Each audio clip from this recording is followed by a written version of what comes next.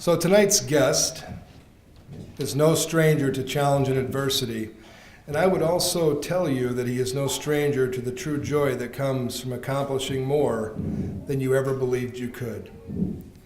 Biking from Alaska to Mexico solo is hard enough, and he will share that amazing story with you along with his experience as he traveled 3,634 miles in 51 days. Jerry Holl is a dynamic, independent business consultant. He's a professional speaker, an eternal optimist, and a weekend warrior. He holds engineering degrees, an MBA, and has over 3 decades of sales and leadership experience. Jerry resides in the Twin Cities with his wife and has 3 grown children. So please join me in welcoming at this time Mr. Jerry Holl.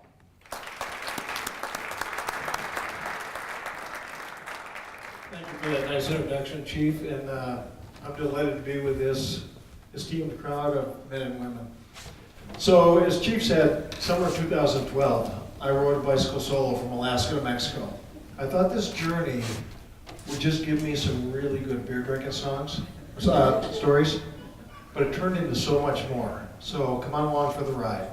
First, a 15-second video. I want you to immerse yourself, let yourself go, and place yourself in the pedals, grinding away. This is life at the speed of a loaded bike. Giddy up, baby. Giddy up for sure. At that speed, I'll never forget, June 27, 2012. I got to put myself back in that place. I was grinding my way toward Destruction Bay. Destruction Bay was a small enclave in the vast Yukon wilderness. I gazed ahead. What? Was that movement? I couldn't tell. My head was buffeting in a shrieking headwind, practically ripping my ears off. And I was like a bobblehead. And all of a sudden, this big head swiveled. And our eyes met. She had me in her crosshairs. My heart skipped. She froze me in my tracks. I was about 100 feet away, already too close.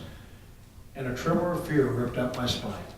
She was a big, blonde, huge, healthy female grizzly grazing by the side of the road. She had the broad face, the telltale hump. Then to my dismay, 2 cubs emerged from the bush. Oh my God, my problems just tripled. She has to be in lockdown protection mode.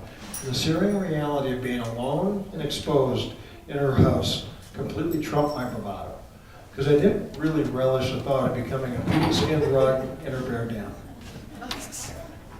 For protection, all I had was a squirt gun of bear spray. My first stop in Anchorage, I went on the sales floor. A woman came up. Can I help you? Yep, I'm looking for some bear spray. She says, oh, did you hear about the mauling last week?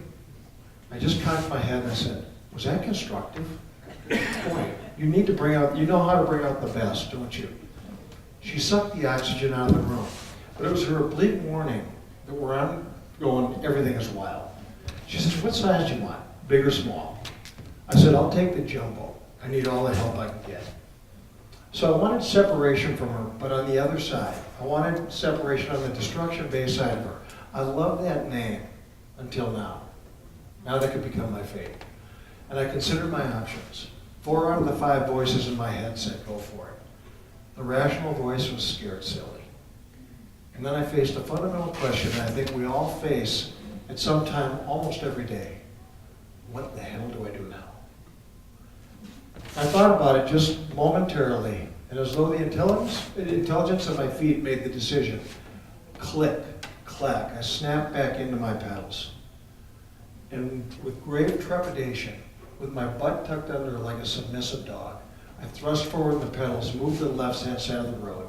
It was all going to be over in the next 30 seconds, one way or another. With a thin mist of bear spray as my only defense, I just made the second dumbest decision of my entire journey. The backstory is I didn't have to be here. This was a self-inflicted problem, so I'm not a victim. I got no one to blame but me. But in a larger sense, I had to be here. I had to know if I had more. I had to know if I had the right stuff to do this type of journey. As further backdrop, I'm an ordinary guy. I'm an everyday guy. I'm not a Navy SEAL. I'm not an Olympian. I'm not an Iron Man. I don't have all day to train for this kind of stuff. I got up and went to work and provided for a family just like everybody in this room. But what I am is I'm a living testimony that great experiences are available to all, not just the chosen few. You don't need an extraordinary background to do extraordinary things. Based upon my story, what I'd like to do is inspire you to stretch yourselves beyond what you think you have and unleash your true capabilities. I had a great life, and I have a great life. Good career, healthy family, loving wife, everything someone would want. But I also had a dark side. Oftentimes a little more truthful side, percolating underneath. It created a dissonance. I felt like I had more that I wasn't using. Yeah, I was breathing and respirating, but was I really alive? I didn't feel like I was growing, and then all of a sudden it hit me. If you're not growing, you're dying. See, I felt like I was starting to sleepwalk through life. I was falling into the traps of becoming complacent versus courageous, mummified, calcified, institutionalized in my thinking. I was becoming too safe. And kind of falling into the syndrome, we've always done it this way. I was slipping toward mediocrity. I don't know about you guys. Mediocrity kills me. I hate mediocrity. So I knew I had to take a run at something big and new, something exceptional. You only live once. Who do you want to be? I'd rather fail in a blinding flash of spirit than wallow adrift in mediocrity. So it ignited my inner caveman, my adventurous side. I had three huge forces driving me. One, a quest for explosive growth. I didn't want just little walk up the curve growth, little incremental growth. I wanted explosive new growth. Secondly, I was curious what I was made of. I've read every adventure book. I've seen the men and women in those books get in a pickle. And don't you place yourself in there and say, how did they get out of that? What would have I done? It made me wonder. And then the third thing I needed is I needed some new kick-ass beer drinking stories because my friends had heard all my stories. My material was getting old, and I needed new material to entertain those. These three forces were enormous forces. Now, do I have the guts to act on them? So with pillow talk with my wife, Sue, I told her what I was feeling. She turns her head, she looks at me, she goes, "What are you waiting for? Go. It's your turn." She said, "Look, you bought a house. We've raised 3 kids. We educated the kids. You were involved in the kids and all their activities, and you let me back away from my career and be really involved in raising that family. Go. It's your turn." What a gift. Talk about supportive. It's all I needed to hear. Then as I thought about it a little bit more, I thought back, and she was even kind of enthusiastic about it. And after 30 years of marriage, too enthusiastic? So June of 2012, age 57, I decided to take on the adventure of a lifetime, a monumental stretch for me. I didn't know how I'd grow. I just knew I would. And I equated it to a personal R&D. I just see where it takes me and run with it. So I considered my options. I quickly decided on a bike trip. I thought to myself, gee, I like the West Coast. I'll just buy the right bike, I'll fly to Seattle, and I'll ride the Pacific Coast Highway to San Diego. And then I told that to an acquaintance. Somehow he saw I had more. He looks at me and he goes, "Jerry, if you go big." And it just hit me in a spot. Oh my God, I'm thinking too small. On the spot, I decided right then and there, I'm going to Alaska and Mexico. And I'm so glad I did, because if I would have missed that segment of the trip, I would have missed the most magnificent set of experiences you could ever imagine. Best advice ever. So it just harkens the question, were you thinking too small? I wasn't a big cyclist. I was just a casual around the neighborhood rider. Didn't have any bike clothes, never ridden in clips, never ridden a loaded bike, never ridden more than 25 miles in one outing, didn't train specifically for the journey. The way I looked at it is, I'll have plenty of time to get in shape along the way. And what I would do is I'd just ride from my house maybe once a week around Lake Minnetonka, it's flat, and I'd ride down to Wayzata, over the Grays Bay Dam, Woodland through Deep Haven, Conduit, Excelsior, back home. It's about 20 miles. I do that maybe once a week. That's the extent of my biking. And just prior to leaving, I told friends, hey, I'm taking a little bike ride. I said, oh, where? I said, Alaska and Mexico. They said, well, who are you going with? I said, nobody. I'm flying solo. They thought I was completely off my rocker, and when I mentioned that to a number of people, the very first question everybody asked is, are you bringing a gun? Then it was followed by, are you insane? And then continued on through a number of other questions that are less than supportive. But look at the line of questions. They're full of negativity. They're full of fears, uncertainties, and doubts. People tried to talk me out of this. They were imposing their own fears and their own capabilities on my dreams. I just thought, what's prohibitive to them may be well within my capabilities. Don't let them tell you what you can do. Although I'd never done anything like this before, I just thought I could do it. I took an inventory of my skills. Let's see. I know how to camp. I know how to pedal. And I know how to work out. What's the big deal? I'll just string a few of those days together, and I got a journey. If I have the components, I've got the capability. Those are all the transferable skills. We all have them. And we all have them in enormous ways. From a planning standpoint, I didn't overthink it. I didn't over-prepare. I just thought I'll just get the big things right and figure it out along the way. The way I looked at it is I'm not going to the moon. I don't have to bring oxygen. So don't plan for a moonshot if you're just going on a bike ride. And I didn't have to be perfect. I just had to be directionally right. Leave enough flexibility for improvisation. I didn't know how to define perfect anyway. I couldn't possibly contemplate and plan for every eventuality that would happen out on the road. So my plan, I simplified it back to the very basic. Here's my plan. Buy a bike, fly to Anchorage, pedal. That was my plan. The way I looked at it is if I planned to become OSHA compliant, I'd never go. So then it turns out that attitude was much better than a detailed plan. Rather than progressively train for ever longer distances to see how I do until I thought I was ready, I'll go to St. Cloud, then I'll ride to Duluth, then I'll go to Thunder Bay, and I'll see how I do. To me, that's essentially getting ready to get ready to get ready to get ready to go. To me, it's an enormous waste of time. It's pushing paper around your desk in a big circle without making a decision and taking action. Just go. So I would just jump in and learn along the way. Let the trip itself teach me what I needed to do.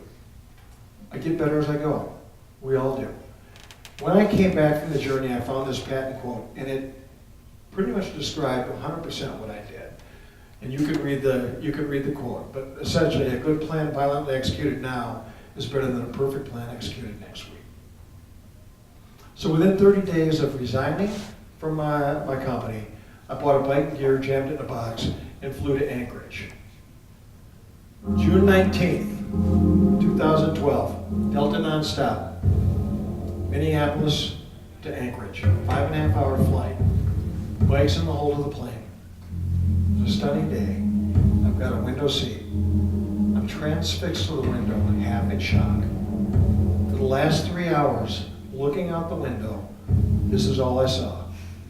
Glaciated mountain wilderness. Do the trigonometry from 40,000 feet. You can see 250 miles to the horizon. There was no sign of civilization. Do the further math.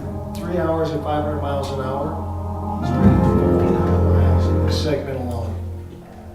For the first time, I went, whoa.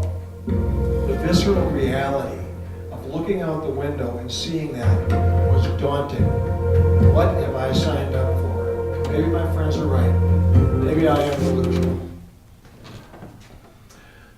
So the night before I was going to ride out of Anchorage, I went out to a little establishment called the F Street Station, what I thought of as my last supper. I was joined with 4 locals about what I was about to attempt.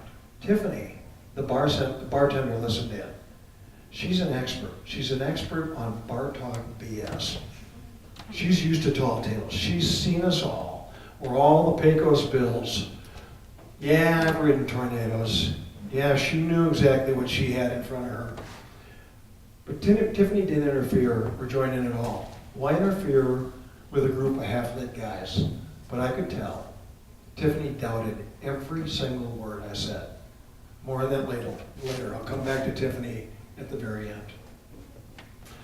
So June 20th, 2012, I pedaled solo out of Anchorage. I was waddling down 6th Avenue. First time ever I rode a loaded bike. I never rode it in Minneapolis. I never packed it in Minneapolis. I never rode in clips in Minneapolis. First time I ever did any of it was pedaling out of Anchorage. And then I had this unwieldy sinking feeling that I was overloaded. I thought it was going to kill me, but there's no looking back. I'm just going to have to get used to it. And I pedaled into the complete unknown, into the vast fog of uncertainty. It was a blind adventure. It was going to take me where I'd never been before. I wanted explosive growth. This was exactly what I was looking for. I had a rough idea of the route, but I never measured or tried to do a takeoff to see how much distance the whole thing was. I didn't know how much time it would take. I thought it was going to take me 4 to 5 months. I was just roughing it. I didn't know how far I'd get each day. I didn't know where I'd camp each night. I only had one rule. I hate rules. I only had one rule. Just give an honest effort every day and carve distance. That's my only rule. And then I'd take what the day gave me. Some days gave me more, some days gave me less. I had to go 350 miles north before I could start heading south. So I was just below the Arctic Circle. And it's kind of deflating to know you're going away from your destination before you can turn towards it. In the end, the trip ended up being 3,634 miles. It took me 51 days. Of those 51 days, I pedaled 43. The other days were rest days. I had to battle enormous physical forces, gravity, headwinds, gear and chain friction, rolling resistance. More specifically on gravity, I had endless nightmare climbs, some 40 to 50 miles. I was going up and over ridges all day long, up and over, down into the valley, up and over, down into the valley. It just repeated itself every single day, all day long. And I was lifting 300 pounds. I was about 200, my bike was about 100. So that was the combined weight, is 300 pounds. All I knew was I'd start at sea level, and I'd end at sea level. So at the end of the journey, I did a back of the envelope calculation. And I calculated I did about 350,000 vertical feet in 43 days of actual pedaling, which is equivalent to 12 Mount Everests from sea level to the peak. I had runaway train downhills, sometimes 20 to 30 mile downhills, plunging deep into the valley. My bike is going 45 to 50 miles an hour. The tires are screaming and whining and yelling at me, trying to claw and hang onto the road. And it harkened back to the old Star Trek when Scotty says, "Captain, you can't take it anymore." But I let her roll. It was exhilarating. So I just let it go and hoped. But a crash, a crash would suck. Anyway, I had shrieking headwinds. In the far north, I never looked at a wind map, so I didn't realize that the polar vortex has a prevailing winds into your face for that first couple thousand miles. And the winds turned out to be worse than the hills. Seems like the hills ended. The winds didn't. Big distances, remote and alone. You don't know, will your body break down? I've never been here before. Will you get appendicitis? Will you have a heart attack? There's no nearby medical facilities. You're pretty much on your own. And I never went and got a physical. I never went to a doctor beforehand. Because the way I looked at it is, what's a doc going to tell you? Great idea? No, they're risk averse. They're not paid to tell you to do these types of things. But I just plain felt good. I just let that be my diagnosis. And one more thing. Every single sign in Alaska was riddled with bullet holes. I had 20 bear encounters, 4 grizzly, 16 black. I was yelling at bears every single day. And along the way, someone thought I needed some intellectual assistance. So they'd provide these helpful signs. Like, really? I never thought of that. Then I had this quirky thought. Does that mean don't feed the bears? Or don't be feed for the bears? Because when you're out there alone, you get a little twisted. I had 2 moose encounters face to face, Mexican standoff. Statistically, moose cause more traumatic injury and deaths to humans than bears do. And one morning, just outside of my camp, there was a cougar lurking. And these wet prints were on the road, just came out of a clay marsh. But if I saw him, I know the call. We all do. Here, kitty, kitty. And then there's the risk of frontier bandits. There are a number of signs along the highways about missing people, especially on what was called the Yellowhead Highway. The nickname for that highway is called the Highway of Tears. It's highlighted in the Outside issue, Outside magazine issue, July of 2012, about the numerous missing people on the Yellowhead Highway. So sure, bad things could happen. But my mindset is, I might be riskier to them. And then I ran into what was probably Manson's twin double. High in the Redwoods, Northern California. Lofty, murky fog. It was a surreal setting. Manson and I, face to face, chin to chin. We had the strangest conversation. And look what people come to me when they've read the book and they say, weren't you scared? I said, no, why does he get to be the tough guy? Why shouldn't he be scared of me? So of course, you run into these things, and then throughout, I was in the land of Bigfoot, and I knew what he'd look like because there was a poster in every window. And all this leads to a broader discussion about risk. When you're laying in the tent at night, you sometimes wonder, am I truly alone? You hear the snap of a twig, 2:30 in the morning. What was that? Bear? Bigfoot? Look at where your mind goes. It naturally defers to the worst. It's more likely a raccoon, a skunk, or a porcupine. Most boogeymen are imagination gone wild. So for God's sakes, you can't be afraid of your shadow and let fears loom larger than the real risk. You gotta consider, what is the real downside here? It's often much, much, much less than your fears. And there are many more risks. We don't have time to go into the laundry list of risks. But my way of looking at risk is I gave everything a simple test. It's a binary test. I called it the big deal, little deal test. As I came upon a situation, if I don't get killed or maimed, or can't get killed and maimed in this situation, it's a little deal. And there's a corollary to that. Discomfort isn't danger. There's many, many, many times I'm starving. I'm cold to the bone. I'm wet inside and out. And I'm exhausted. It just goes with the journey. But I wasn't going to die. It's a little thing. The reason I have an orange on here is because there's one day when I pedaled 100 miles and I thought what was going to be a town about 25 miles out, I was targeting that town. I came into sunset, sun was down, it's dark, there's no town. There's an empty field, I pitched my tent, dig in my bag. After 100 miles, all I have is an orange. So I had an orange for dinner. It took me about an hour to eat that orange. I was like a great ape in the ape house, playing with the orange, inside your mouth, outside, twisted sideways, But you know what? So I was uncomfortable. I'm not going to die. It's a little deal. And related to all this, I think we all naturally love to seek safety and security, but I think we all play too safe. For me, explosive growth didn't happen in the safe harbors. And carrying it a step further, expert advisors and everybody who was instructing me along the way always advised the most conservative action. They're generally trying to be helpful, but in their view, it's better to be conservatively right than potentially flame out wrong. But I learned that the flame out zone is where real growth and change occurs. It's where you have to dig in. It's where you got to become creative and resourceful. It's where you wonder if you can do it, and then you do. Here's a sidebar. I coached youth hockey. I encourage the kids, be really aggressive. What I want you to do is take away the opponent's time and space. And of course, I didn't want them to take penalties. But when they did, I accepted it. It's just part of the game. They'd come back to the bench and those little eyes would be looking at you. They'd wonder if you'd be mad at them.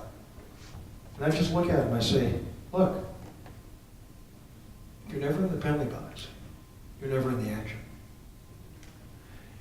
Same thing with the flame-out zones. If you're never in the flame-out zones, you're not pressing your boundaries. Or discovering and unleashing your deeper talent and realizing your full potential. People were exceptional across the board on this journey. I met all types. Fabulous to the funky. Unbelievably great and generous. They filled water bottles, gave me candy bars, checked in on my health. They would just do health checks. They'd come in and say, dude, you're out here alone. You okay? I said, yeah, I'm fine. I can't overstate the exceptionalism of the most ordinary of people and how they went out of their way to help me proceed. And one specific and exemplary story of this, on the Alaska Highway, late in the day, about 5 o'clock p.m., I was 85 miles into my ride. I'm going up a hill. I'm in the wrong gear. I'm losing momentum. I'm straining in the pedals. I got too much pressure in the pedals, and I'm losing my momentum. I got to downshift. I downshift. My chain comes across a sprocket, and my chain explodes. Flops to the pavement. And there I am, pedaling air, like the Wicked Witch of the West and the Wizard of Oz. You've seen the visual. And then you've come to a stop. I lay my bike down, I walk back, and I pick up my chain. I'm standing there, 5 o'clock, alone. I haven't got a clue how to fix this. I was about to lay down, pitch my tent, suck my thumb, and worry about it in the morning, figure it out. And then I look in the far distance, and I see this yellow dot. It's almost like it's emerging from a mirage. And it's moving closer, closer. Oh my God, it's another rider. Someone's riding toward me. A woman named Sarah Lamaji. By happenstance, she happened to be from Minneapolis. She pulled up. She sees me standing there, forlorn, completely clueless, wind in the pines. She looks at me, calmly works the problem. Says, there's a way to fix this. Do you have a manual? No, don't have a manual. She says, I do. By the way, she happened to have the exact same bike I had. She digs deep in her pack. She pulls out the manual. We go to the chain section. She says, oh, do you have a snap link? I don't know. I don't know if I have a snap link. See, when I bought the bike at REI, I told the guy, I said, hey, walk down the parts rack and just grab and throw in a bag what you take if you did a trip like this. That was the extent of my parts planning. And so he played the parts rack like a piano, jammed it all in a bag, wrapped it up, and I jammed it in the bottom of my pack. I didn't know. I dig deep in that parts bag. There's a snap link. So Sarah and I are down on our hands and knees, all, our 4 hands working it, restringing the chain, trying to get the snap link. Click. I'm back in business. She's an amazing person. She didn't criticize. She simply covered my deficiencies and my willful ignorance. And she did it with a smile. And then at the end she said, do you have another snap link? I said, no. She says, I got 3. Why don't you take one of mine? You're probably going to need it. Now, I'm not a particularly religious person, but the best way to describe her is as a guardian angel. Talk about divine intervention. This was a miracle that she came along. I couldn't have moved on without her. As I thought about it in the following days, it wasn't lost on me that she was the epitome of what you'd look for in a true teammate. Someone overlooking my faults and enhancing my strengths. She let the little things go and she focused on what mattered. And things, and that goodness that she exemplified in that piece happened in different forms day in and day out as people were trying to help me proceed through the journey. About 2 weeks into my ride, I was coming up to the Great Divide in the Yukon. After 2 long days of a general rise, getting to the top of the divide and then culminating in a hell of a climb, I stood looking out the crest of the Continental Divide into the vast Yukon. I was exhausted, but I was exhilarated at the crest. I couldn't ignore the symbolism of the divide. Divided where 2 river systems went different directions. One went 2,600 miles to the Arctic, and the other one went 2,300 miles to the Pacific. But the divide also symbolized to me, it just hit me, it's the divide between my past and my new future. And although my end outcome was far from certain, by now I clearly knew I was going to end up in a different place and changed. And what I also clearly knew is that I was making my future. I wasn't waiting for it to happen to me. And I wasn't waiting for someone else to make it happen for me. Go make your future. Also at the crest of the divide, a pickup truck pulls in as I'm standing there. 2 brave Army soldiers step out of the pickup truck. And they come up and we jaw for about 3 to 5 minutes about what I was doing. And they're just shaking their head. And they said, is there anything we can do for you? I said, well, yeah, if you have a little extra water? They said, you can top off my water bottles. They said, we can do that. So they did, and they came back. When they came back, they had this decal, YBY, AWC. And I looked at them quizzically, and they blurted, you bet your ass we can. That's the battle cry of our unit. It's reserved only for those in our unit, but based upon what you're doing, you're now an honorary member. And I just felt so proud. I said, well, I'm so honored. I'm also glad we're on the same side because I'd hate to fight you 2 nasty dudes. But it was a simple, bold message of can do. They looked at things of how to get things done, not why it can't be done. So much said and so little. I love that. It became a beacon and a touchstone to me. And I leaned on that touchstone one day on what's called the Cassiar Highway. The most remote stretch of highway I was on, 600 miles, coming out of the Yukon, northern British Columbia. 600 miles, and there's about 4 food stops. And that's what was critical to me is, where's the food?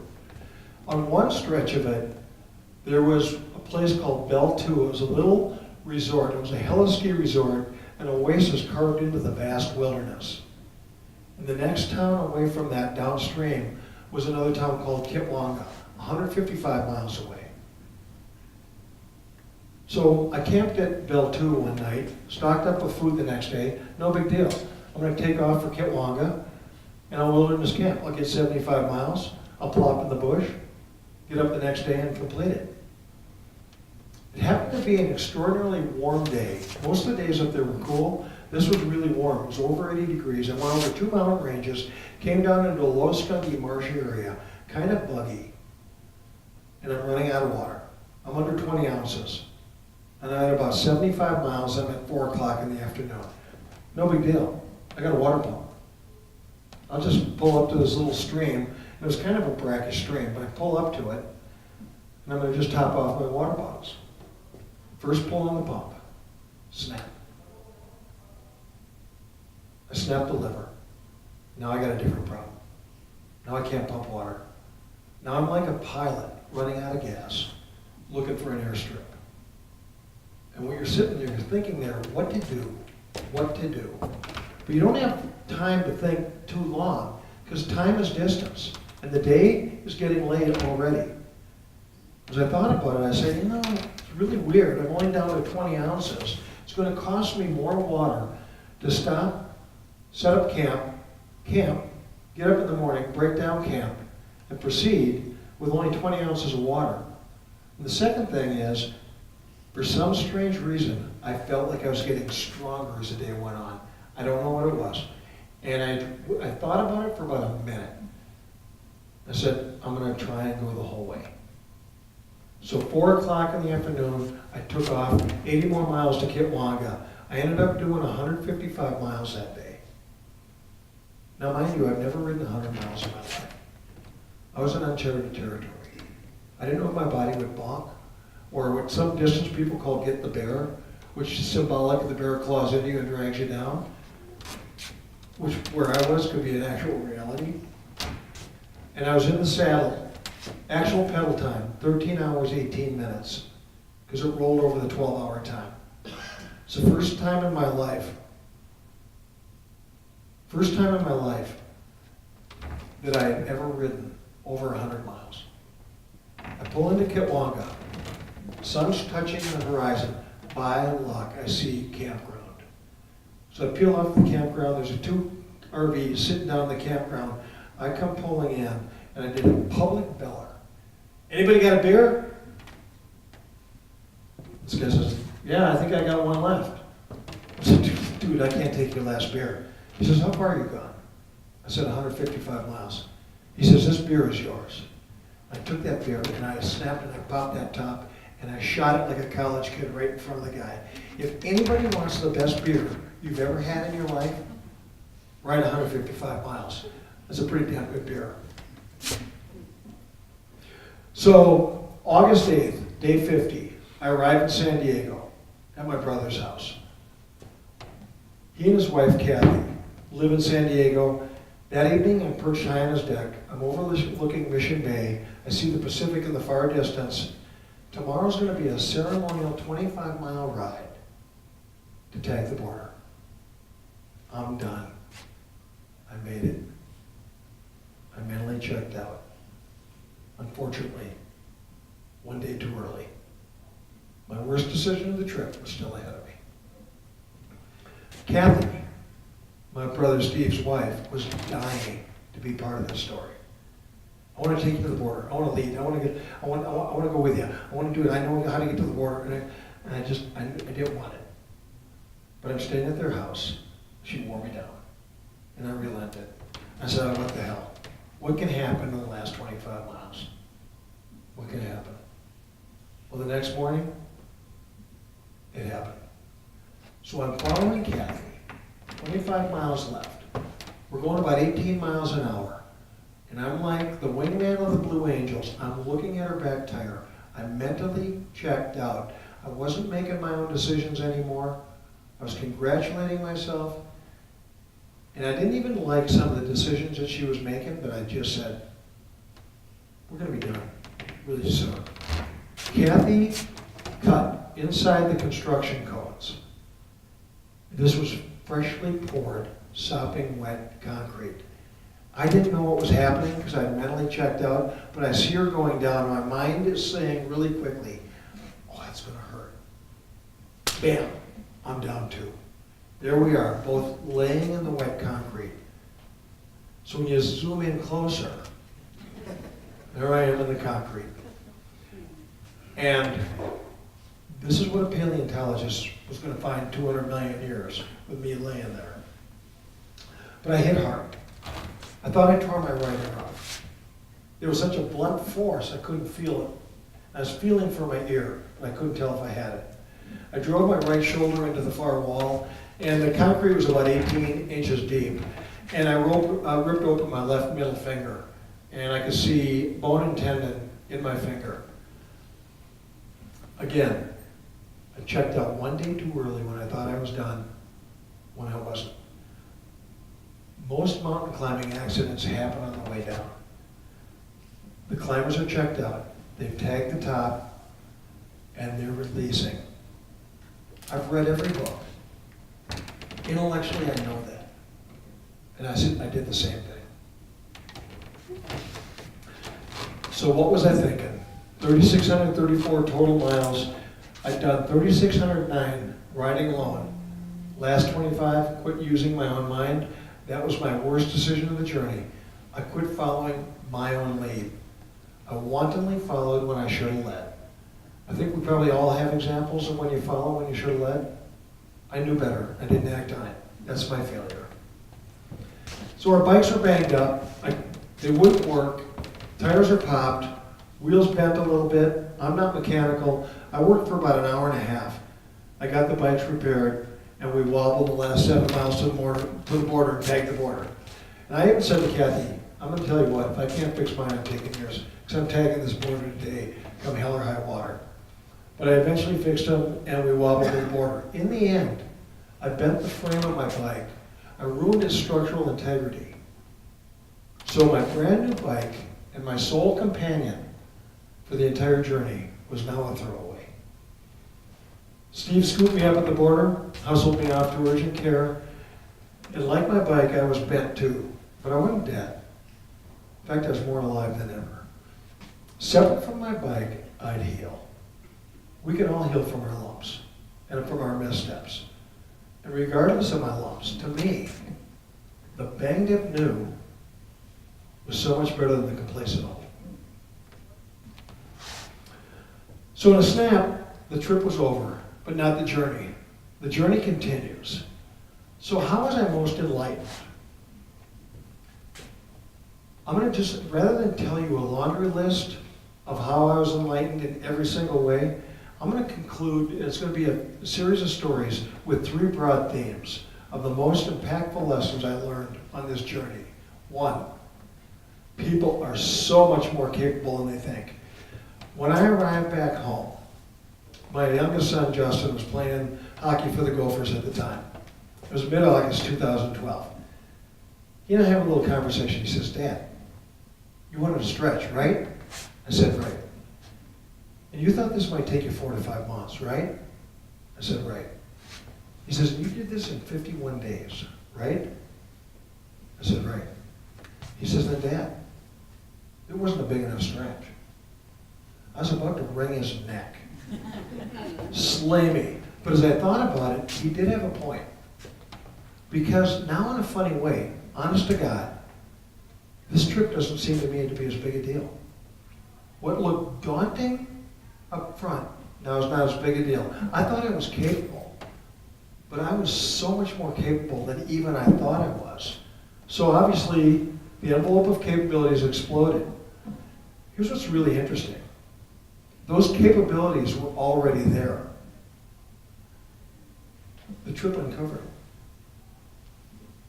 Everybody has inner strengths. They're laying dormant. A stretch awakens them.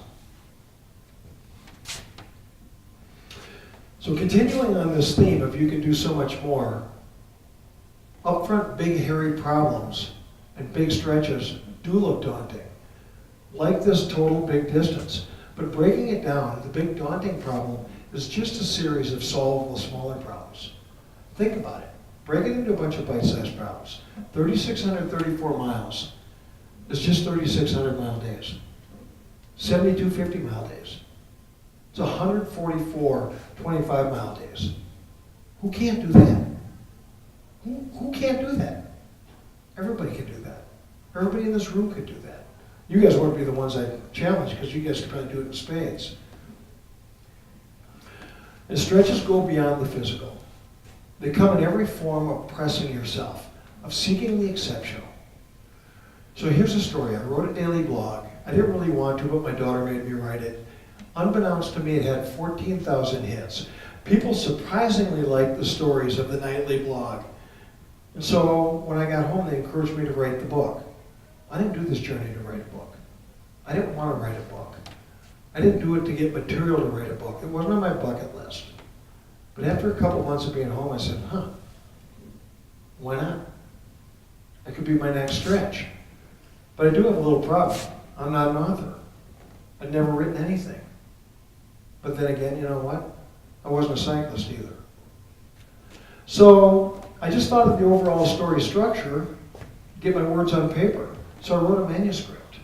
And I gave it to a very experienced woman that I trusted. I didn't let a lot of people read it and comment on the manuscript because I didn't want to be written by committee. I don't want anybody changing my voice. But I gave my masterpiece to this expert. She took it. Came back a week later and I'm anxious as to what she thought. I said, what do you think? She gave me a 2-word appraisal. It sucks. It sucks. I don't think that's a buying signal. So anyway, that was pretty blunt. It's not exactly what I would call supportive, but you know what? I also knew in my heart, I had the stories. It's in there somewhere. How do I recast it? How do I retell these stories? With all authenticity, but how do I do this? So I kept at it. I reworked the book, and I did multiple rewrites. And lo and behold, now it's won an International Book Award for Literary Excellence. I mean, what? Am I on candid camera? Go figure. I never thought I'd get any kind of award. Never in my life did I anticipate writing a book, let alone getting an award for a book. But I don't tell this story to promote myself or to promote my book. I tell it to encourage you guys to step out. Because everybody has things they're really great at and they don't act on them. Trust yourself and unleash those things that are laying there innate and dormant. People can do so much more. And the thing that's really interesting is don't define yourself by what you've done. That's your past. Define yourself by what your capabilities are, what you're capable of doing. That's your transformation. That's your inflection point. And that's your bright future. And for God's sakes, don't let anybody else define you and what you're capable of doing. And how will you ever know your best work if you don't attempt big dreams? You can't. So what I really came up with a little slogan to myself is, I realized, I said, over time, small stretches have shaped my future. Big stretches have made my future. So on the small stretches, what I got nominal growth. But when you stretch big, big stretches make your future. When you think big, when you dream big, when you shoot for the moon, it changes the trajectory. You hit the inflection point, and that stretch goes from nominal growth to explosive growth and enormous value creation. Think big, big stretches, bigger than you ever thought you could do. So up front, I thought I'd just have a series of really good new beer drinking stories. But it did turn into so much more. This stretch has created a new future that I never contemplated. I'm doing things now, and I'm with people like you that I would have never been able to do if I didn't attempt this thing. And I wanted to say I discovered it by mistake, but more accurately, the journey uncovered it. So now I've flogged that theme to death. That's theme number one. You can do so much more than you think. Theme number two, it took a team. When I got home, my brother Steve said to me, hey, would you do this trip alone again? I said, Steve, I didn't do this trip alone. I pedaled alone. But it took a team to get me there. I wouldn't have made it without numerous people along the way helping me, going out of their way to help me proceed. They didn't have to do that. They didn't have to interrupt their life to help me along. Sarah's patience and preparedness to fix my chain. Joel is a rider I ran into who taught me how to repair my flats. I'm not proud of that, but I forgot how to fix my flats. Claudia's humanity. Cassier Highway, 4 food stops. I was told there would be food here. There was no food. Claudia ran a jade mine, had a little jade store. She lived above it. She took me into her home, fed me dinner, said, go camp in the woods, come back at breakfast. There's no food for 100 miles. I gotta feed you, you gotta eat, and then good luck getting to the next destination. Chen's creativity and hospitality on a cold, driving, rainy night in Washington State, putting me into this sleazy trailer, but I was snug as a bug. And Jerry and Bonnie giving me snacks on the Golden Gate to kind of power me forward. And it took my unguided missile sister-in-law to enhance the whole experience. So Steve's own support in the end as well to haul me to the urgent care. It's all too easy to overlook who's supporting and helping us every single day perform. Those people and many others went out of their way to propel me. I couldn't have gotten through without them. And what I'm going to suggest to everybody in this room is beyond simple saying a simple thank you. That's kind of too perfunctory. Find your words. Tell them why they matter. Which now gives me the opportunity to use my words on why you matter to me. August 5th, day 47, Southern California. Lompoc over the headlands to Gaviota State Park, right on the Pacific Ocean. Late in the day, lonely road, no traffic, none. You had the sunburned Amber Ponderosa, and outstood in that, I came upon this lone sentinel, standing guard, just me and this magnificent flag. Ramrod straight, strong, powerful symbol, snapping in the wind, proclaiming its presence. Every snap of the flag was like a gunshot salute, but with every sharp crack, I didn't hear a gunshot. I heard freedom. Free to set my own course, free to pursue a dream in this great land of opportunity that we've got. This magnificent symbol of freedom, strength, opportunity reminded me of what we all do have as I rode alone toward the sunset. I was on a 17-mile uphill at that part.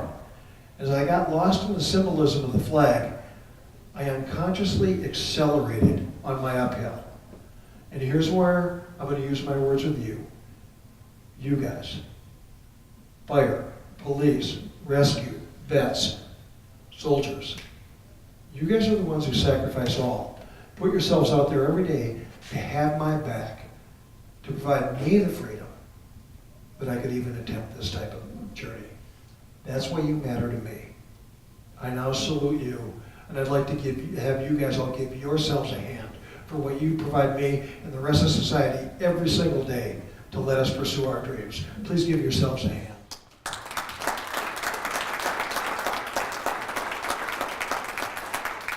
So that was the second theme. It took a team.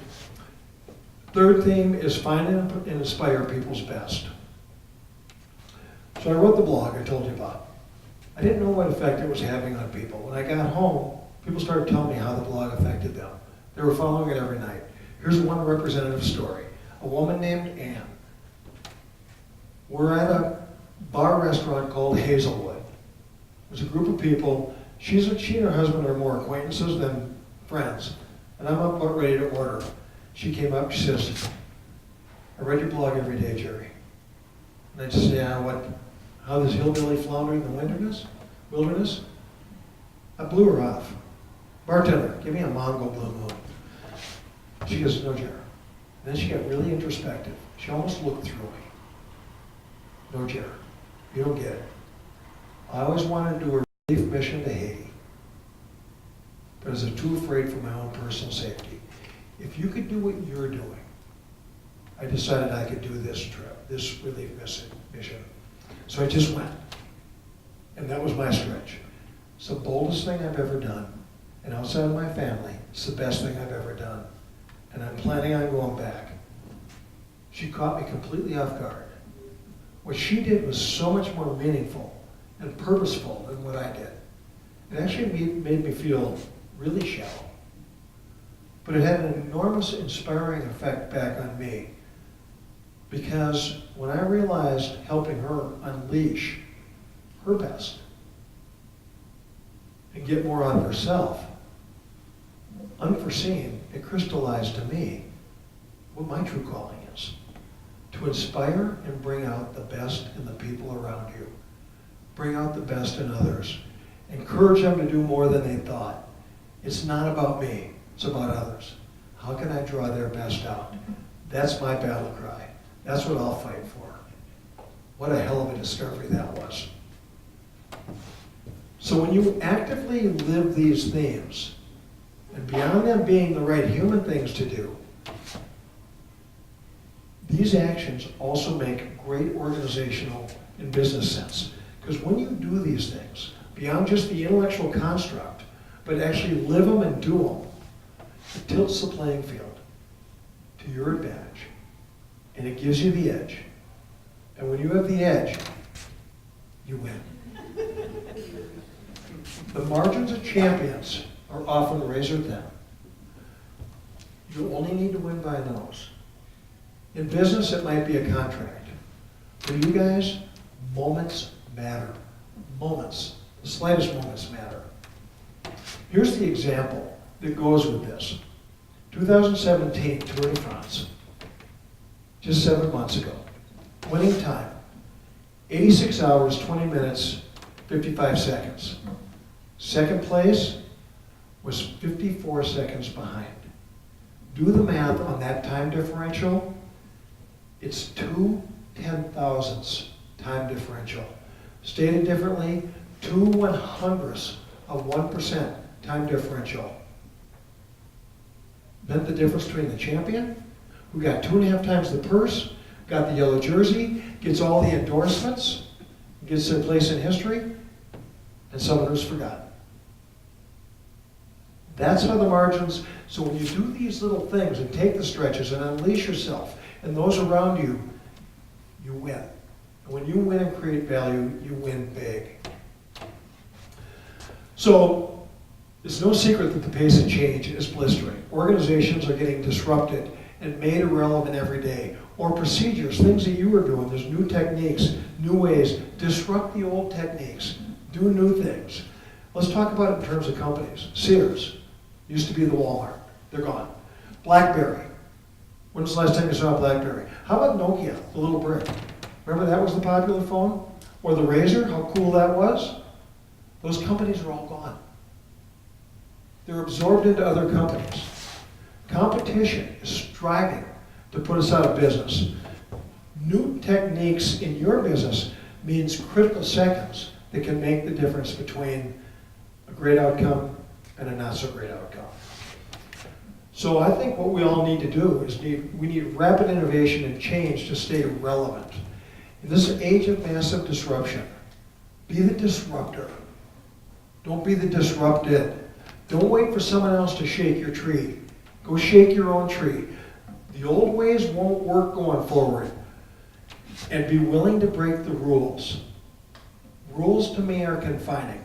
I'll take judgment over rules every day of the week. Or, relative to this trip, here's the way I looked at rules. If you have a grizzly on your ass, don't go the speed limit. So final story. I'm going to circle back to Tiffany. She's the one who overheard me, John, with the locals about what I was going to do.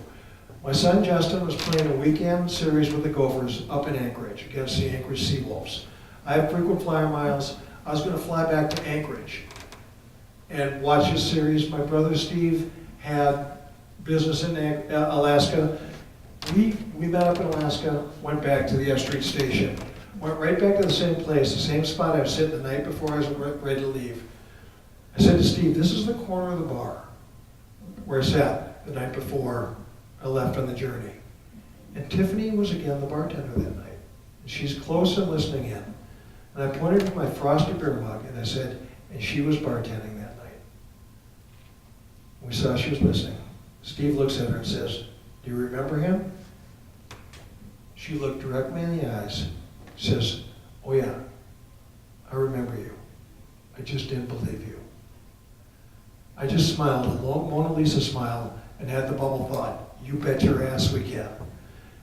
Now, relative to you guys, I've had the privilege of meeting with Chief and some of his great members that are in this room right now. And I got to see firsthand the exceptionalism of that team. Looking forward, I know exactly what he's thinking. You bet your ass you can too. Thank you so much. We'll crush it in 2018, and thank you for letting me spend this precious time with you. Thank you.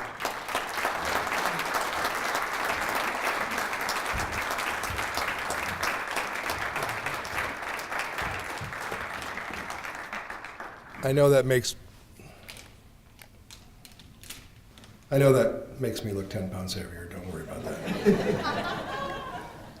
Jerry, there's, we appreciate your words of wisdom, and after reading your book, it's an amazing story, and only paraphrased tonight. So actually, what Jerry's been very generous. We've got copies available of his book tonight for everybody, every member of our staff. You'll have a chance to read it, signed by the illustrious award-winning author who didn't ever want to be one. And we're going to make sure that everybody gets to read this story in full. Secondly, Jerry, there's a couple things that I'd like to give you as a gift, a parting gift. We have a gift here that this was a cell phone charging cell, so you seem to always be without resources. So this is a chance. This is a chance for you to have a resource that has our name on it. Oh, thank you. Thank you, And- that's great. And most importantly, one of the symbols that we have in the service is the challenge coin. The challenge coin is a symbolic, traditional symbol of membership in our team. We take it seriously. It talks about what our culture is. It talks about our mission. But by giving it to you, it means that we've accepted you as an integral part of our team. And I'd like to give you our challenge coin and thank you for your words this I evening. feel so honored. Thank you very much. That was